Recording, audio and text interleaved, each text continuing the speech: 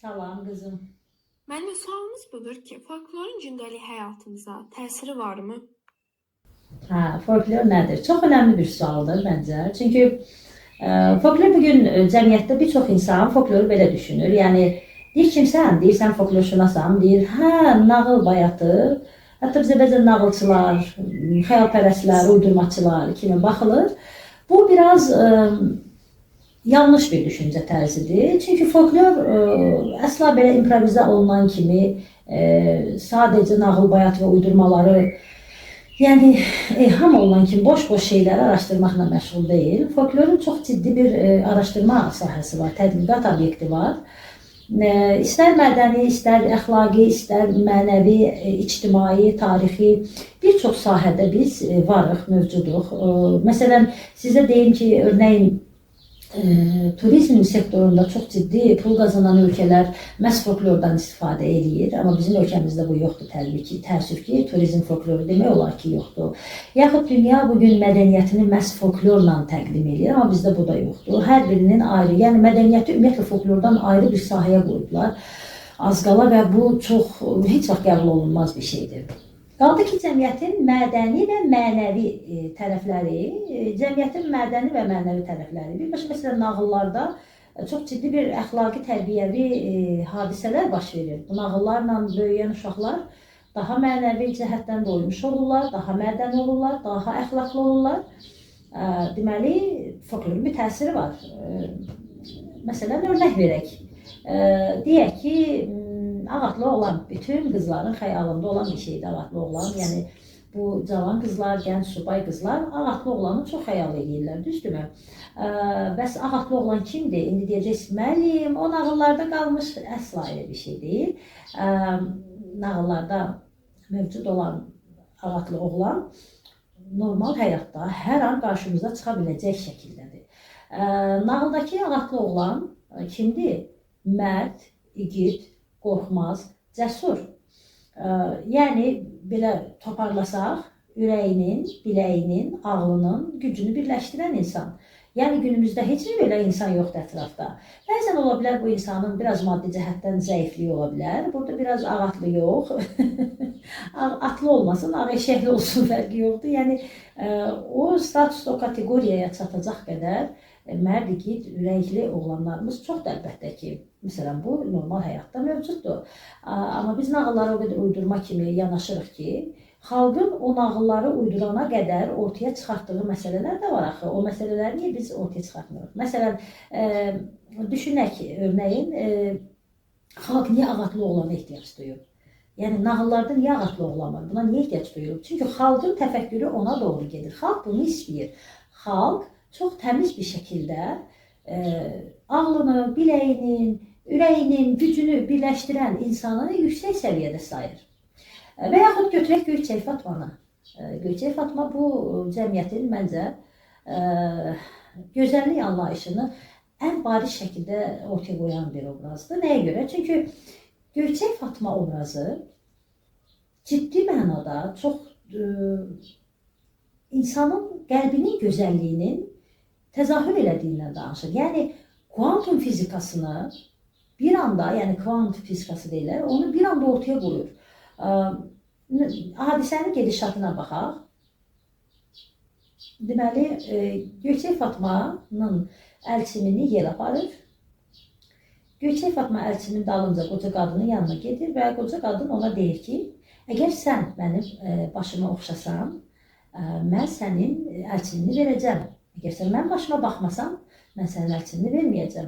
Və Fatma gəlir, nənənin saçına baxır və görür ki, deməli, qarının başı ilan çayan doludur. Çox çirkli, çox iyrənc bir başı var. Qarı soruşur ki, Fatma, sənin ananın başı göyçəkdir, yoxsa mənim başım göyçəkdir? Və Fatma, deməli, incitməmək üçün, qadının xətrinə dəyməmək üçün deyir ki, sənin başın daha yaxşıdır. Və qarı bunu başa düşür. Qarı bunu başa düşdüyünə görə Fatmanı ağ, qara, qırmızı suda çimməyə göndərir və Fatma gedir ağ, qara, qırmızı suda çimir. Yəni, ağ suda çimir, qara suda qaşını, kirpiyini saçını yuyur, qırmızı sudan yanağına və dodaqlarına çəkir və beləliklə Fatmanın gözəlliyinin üstünə gözəllik gəlir. Buradakı bu qarı kimdir? Bu qarı bizim əməllərimizdir.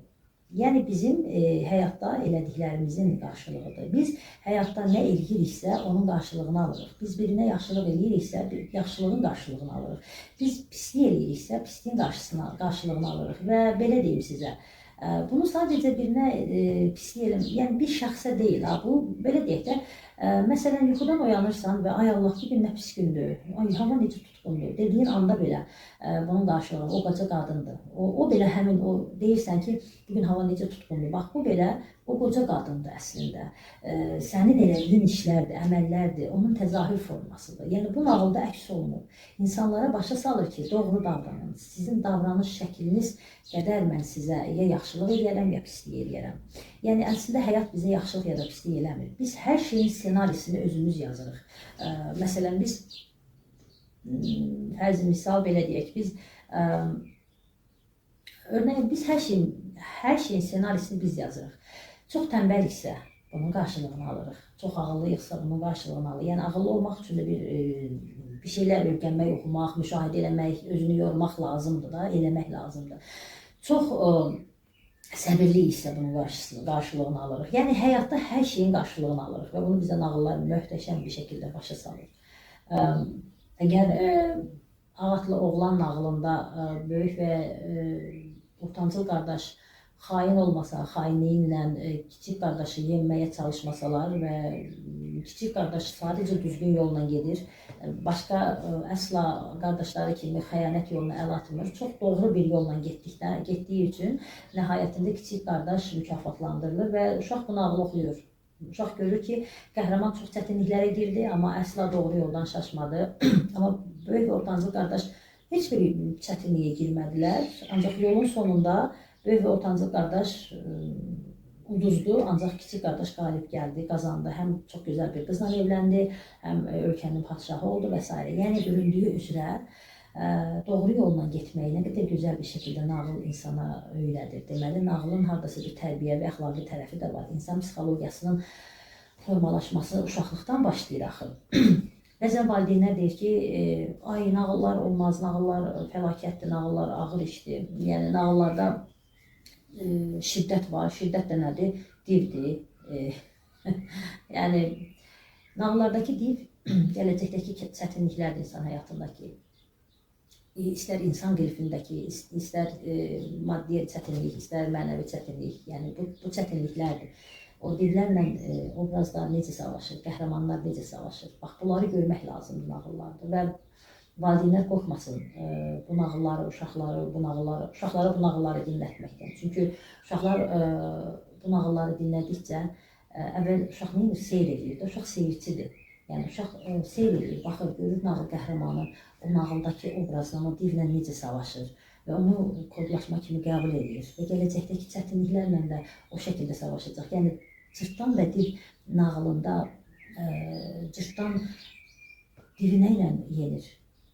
Balaca bir cırtdan, adı üstündə balaca bir cırtdan, böyük bir divi nə ilə yenir? Ağlınla, zəkasınla yenir. Çünki nağıl bunu öyrədir. Ağıl gücü bilək gücünə üstün gəlir. Atalar sözlərimiz var bizim. Çox gözəl atalar sözlərimiz var. Nədir o atalar sözləri? Nə əkərsən onu biçərsən, nə tökərsən aşına, o da çıxar qaşığına. Fikrin hara, zikrin ora. Niyyətin nədir, mənzilin ora. Deməli, atalar sözünə baxın, necə möhtəşəm bir şəkildə insanlara davranışlarına fikir verməyi öyrədir. Çox gözəl bir tərbiyə və əhəmiyyəti var. Mən əgər tənbələmsə, bütün gün yatıramsa, yəni əkdiyim tənbəllikdirsə, biçdiyim nə olacaq? Səfillik. Əgər mən gecəmi gündüzümə qatıb çalışıramsa, amma bunun yanında mən bütün günü hər şeydən şikayət edirəmsə, onda mənim işləməyim də boşa gedir axı, mən boşa işləmiş oluram. Deməli, mən həm də fikrimi düzgün eləməliyəm. Sadəcə əkməklə deyil, fikirləşəndə də doğru düzgün fikirləşməliyəm. Yəni, bu qədər işləyirəm, qarşılığı yoxdur demək, bu dünyada ən böyük üsyandır. Mən elə gəlir, ən böyük asilikdir. Talihlərdə biraz rahatlıq versinlər insanlar, biraz Allaha güvənsinlər, gedişata, həyata inansınlar. Mütləq qarşılığı alınır. Və niyyətlərini təmiz tutsunlar. tutsunlar. Bir insanın niyyəti təmiz deyilsə və çoxlu özü haqqında çox yüksək fikirdədirsə və çox gözəl işlər əkirsə, yəni yaxşı işlər əkirsə və çox gözəl fikirdədirsə, ancaq başqalarına da qarşı çox çirkin niyyətlər daşıyırsa, mən o insanın da həyat yolu qazandığını düşünmürəm. Vəhdəti görürsünüz, fikrin hara, zikrin ora, niyyətin nədir, mənzilin odur. Nə tökərsən aşına, o da çıxar qaşığına. Nə əkərsən, onu da biçərsən. Kesinliklə bu həyatın qanunu bundan ibarətdir və bunu bizə folklor çox gözəl bir şəkildə öyrənir. Və daha sonra məsələn inanclarımız var bizim. Biraz da bundan danışım istəyirəm, çox yorulmayacağım sizi. Deməli bizim inanclarımız var. Məsələn lohusa qadınlar var. Zahı qadınlar. Bu zahı qadınlar hal anası, al qarısı, hal arvadı tərəfindən çox ciddi təhlükədədirlər bunlar. Yəni folklorda belədir. Bu biraz təbii ki, biraz oxumuş, dünya görmüş insanlara bu biraz şey gəlir, komik gəlir və yəni necə ola bilər deyə bilərsiniz, əlbəttə bunda haqlısınız.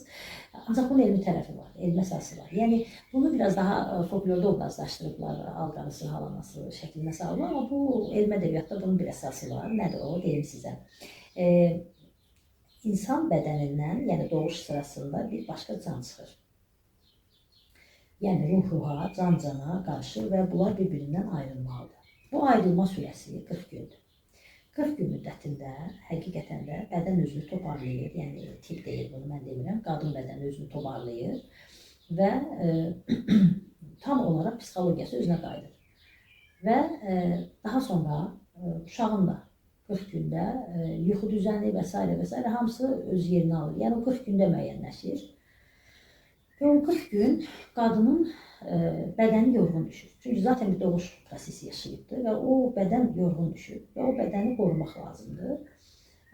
O bədəni qorumaq üçün də nə etmək lazımdır? Birazca dincəlmək lazımdır. Amma qadın nə edir? Xəstəxanadan çıxır, ətrafındakilərə bay bay biz evimizə getdik, gedirlər ər-arvad evə. Yəni ər də təbii olaraq yaradılışı, fitrəti gərəyi qadının yanında çox ola bilmir və qadın tək qalır. Uşağından başlayır, yorğun bədən və uşağı onu daha çox yorur və beləliklə başlayır depressiya. Yorğunmuş, çünki depressiya yorğun ruhun qidasıdır, səbəbidir, nəticəsidir. Yorğun bədənin, yorğun ruhun. Bəs ənənədə bu necədir? Qadının yanında mütləq bir qadın qalır, onu əsla tək qoymurlar. Bir də 40 gün boyunca qadını qulluğunda tutmaqla yanaşı, qadının yanına heç kimi buraxmırlar, nə qadını, nə uşağı. Məsələn, qadın və uşaq olan yerə kimsə gələ bilməz. Gərək qadın və uşaq oradan çəkilsin, kimsə ora gəldikdən sonra qadınla uşağı onun üstünə gəlsin. Yəni, auranın üstünə basında, yəni auraların bir-birinə qarışmasına icazə verməsin. Çünki sonradan gələn aura həmişə daha üstün olduğuna görə o daha çox ağırlıq təşkil edir və əgər onun aurasında mənfilik varsa, bu ananın və uşağın aurası zəif daxı, ana və uşağın aurası zəif olduğuna görə gələn aura dərhal ona təsir edir, mənfi auralarsa. Ona görə də 40 gün, ümumiyyətlə əvvəllər uşaq anadan olandan sonra 40 gün ananın evinə getmək ayıb sayılırdı. İndi maşallah 40 gündə hər şey edirik, amma əvvəllər çox ayıb sayılırdı. Və 40 gündən sonra bu qadın qulluğunda durduqdan sonra bu 40-ı çıxarılır. Yəni bu Allah bu daşı yaradıb, bu suyu yaradıb, suyun içində daş yaradıb. Deməli, sənə bir şeylər izah eləmək istəyir. Anla da bunu, o nədir? O izah eləmək istədiyi şey nədir, sənə göstərmək istədiyi? Bunu bir başa düş. O daşı o suyun içinə boşuna atmırlar. Son araşdırmalara görə suyun milyard illik hafizəsi var. Deməli, su canlıdır da, ana bu suyu götürüb insanın üstünə çırpır, özünə çırpır o 40-ı çıxaran adam. Deməli, qoy gəlsin o su sənin üstünə. Xoş niyyətlə çırpılmış bir sudur. Mütləqdir ki, bir yerdə sənə bir xoş təsiri var. Niyə bundan qaçaq? Yəni, dünyanın heç bir yerində adətən nəslindən utanıb çəkinən insanlar yoxdur. Nə tərsili şeydirsə, biz bir şərq aləmi öz gələnəklərimizdən çox utanırıq. Bax, mən bunu anlamıram. Xüsusilə bu türklər. Yəni, biz türklər çox ciddi şəkildə bu müsəlmanlar adətənlərimizdən qaçırıq. Niyə? Acaba səbəb nədir? Nə səbəbə? Bunu bir düşünək. Hansı əl bizə bunu yeridir? Onu da düşünmək lazımdır məncə. Düşünürəm bugünlük bu qədər. Əlavə istəsəniz təbii ki, yenə mən danışaram folklorla bağlı, amma hələlik bu qədər məncə bəsdir. Yormayaq sizi də, seyircilərimizi də. Çox sağ olun müəllimə. Təşəkkür edirəm suallarıma cavab verdiyiniz üçün. Mən təşəkkür edirəm. Çox sağ olun. Gözəl mövzu idi. Mənim dönəyimcə oldu.